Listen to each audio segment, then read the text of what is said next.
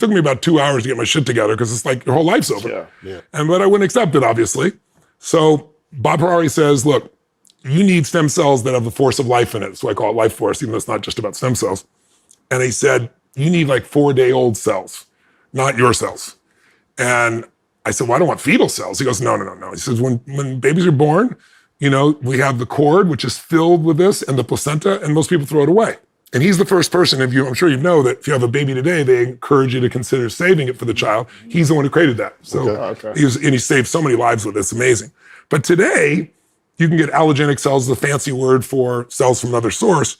And so I went down. I did 3 days of these, IV for just 20 minutes. That was it, and a shot.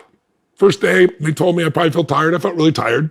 Second day, I had a cytokine response. I knew what it was, so I didn't freak out. I was shaking and freezing for about 20 minutes. Like, wow, this is intense.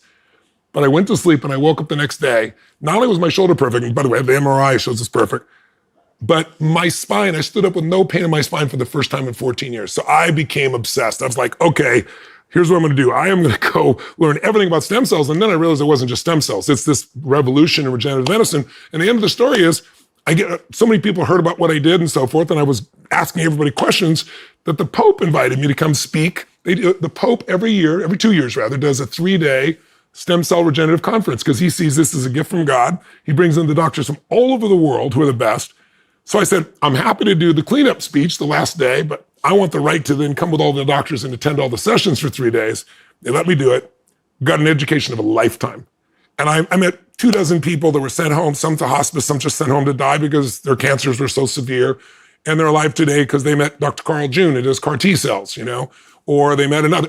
And I started learning about all these different new therapies that most people have no clue about and how effective they are.